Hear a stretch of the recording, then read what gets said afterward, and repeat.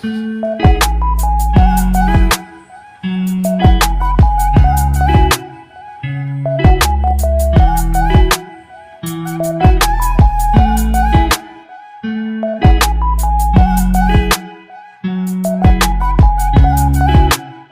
morning, gagawa po ako ng cookies ngayon. Ito po yung ingredients ko po. Ipagsama ko muna yung harina po. May handa na po akong harina. 2 cups. May handa na po akong harina dito. Ano ko lang. Sasala ko muna.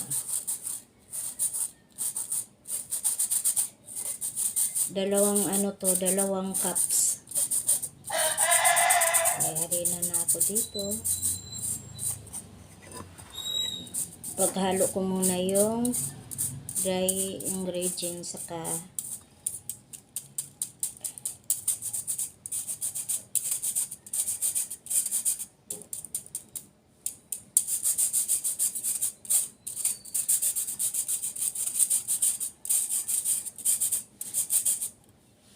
ngayon, ito salt saka baking powder. Baking soda saka salt. Ito, isasala ko rin. Isama ko dyan. Ganyan ko rin. Ito. Ipagsama ko lahat ng dry ingredients. Ito, sama na siya. Dito na yung baking powder saka asin.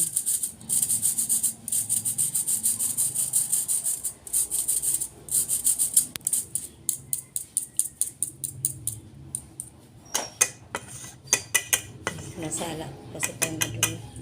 Ngayon, ilagay ko na yung oatmeal. 1.5 cups ng oatmeal. Pagsama ko siya dyan.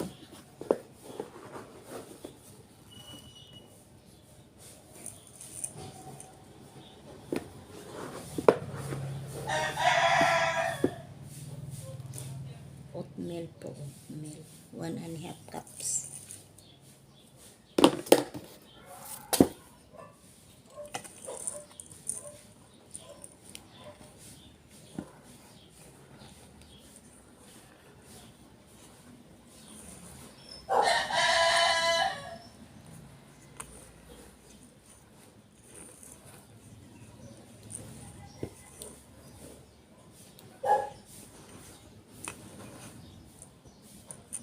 Ngayon po, gagawa na tayong paibukod muna natin yung dry ingredients.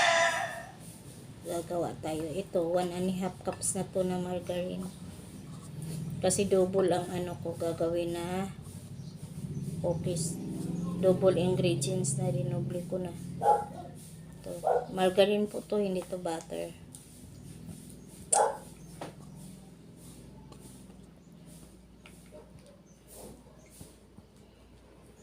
Ayun, maglagay tayo ng 2 itlog po. Isa muna. Sorry po.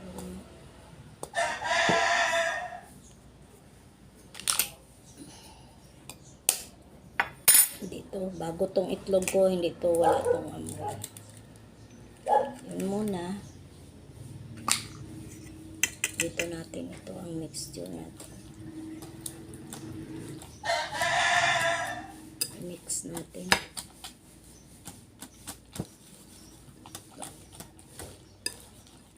Bango. Ang margarine.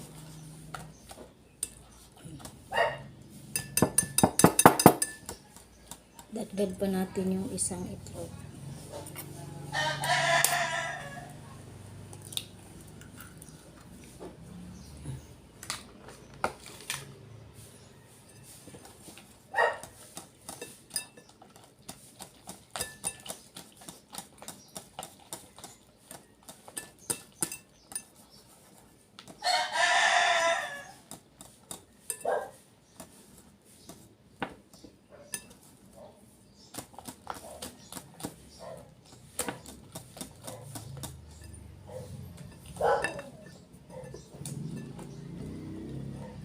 Bango.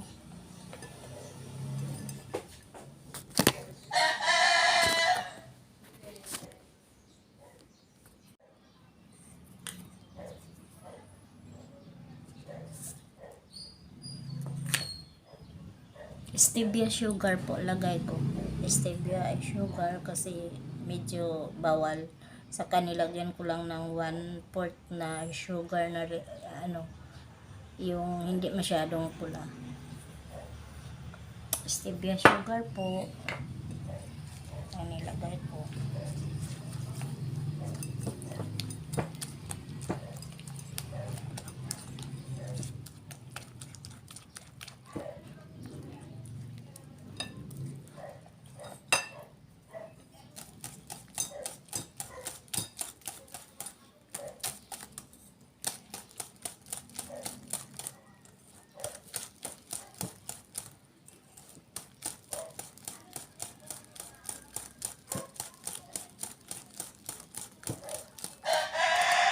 Hindi ko kasi alam kung nasaan yung ano namin nilagay ni Tia.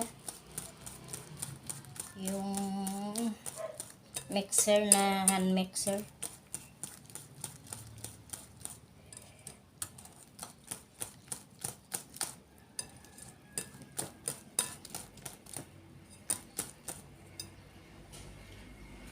Lagyan na po natin ng vanilla. Tulo lang lagay ko. Konti. Mga 1 teaspoon na vanilla. Pabango lang yan.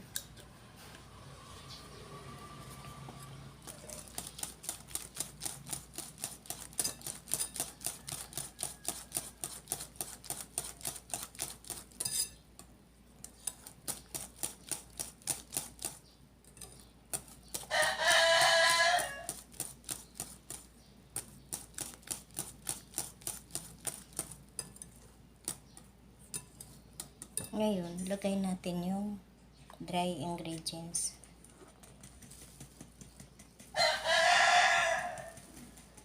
Dahan-dahan lang.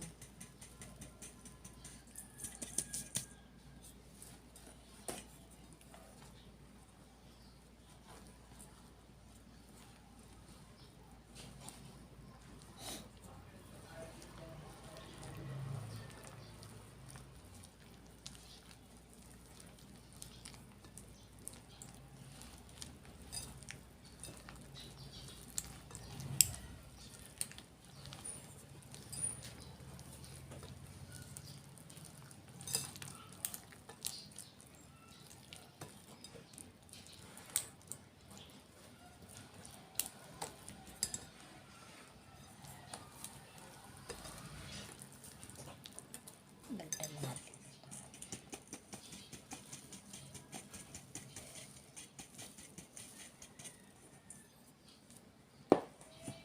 Maganda yung maraming ano, butter or margarine para malambot ang cookies, hindi masyadong matigas.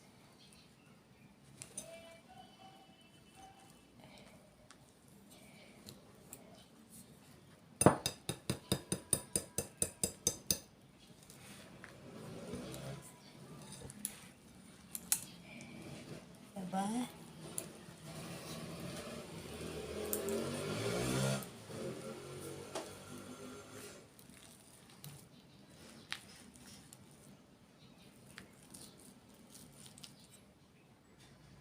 Ito na po yung dunya. Ito na po. Ito na po yung dunya. Dami tayo ng ano kasi himas-himasin natin. Ito na po yun. Halo na siya. Halo. Pag-halo-haloin na lang. Pag ganun.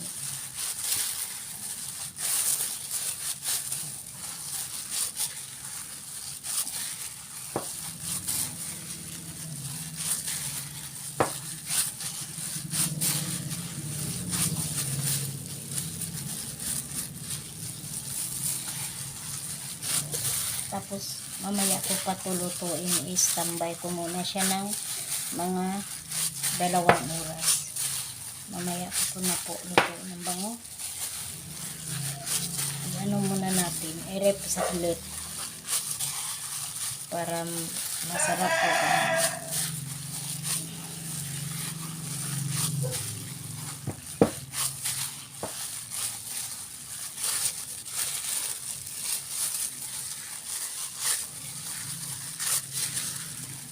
Ito na po. Ito na po ang result. Mamaya ko na to gagawin ng cookies. I-ano ko muna siya, i-freezer ng 2 oras para maganda ang result ng cookies. Lagyan ko to ng konting konting chocolate para makulay brown siya.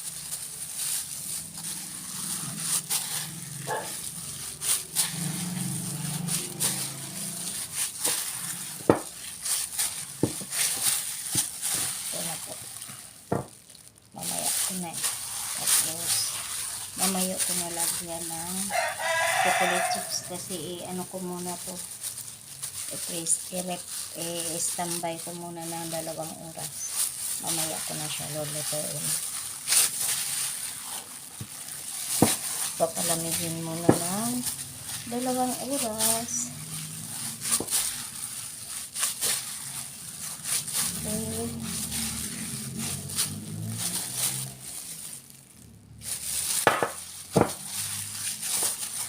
Rep muna natin ito, 2 oras. Takpan natin ito.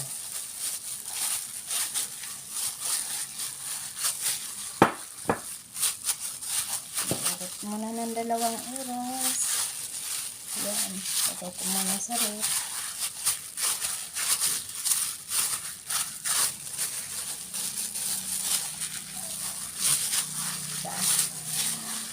Light ano ko.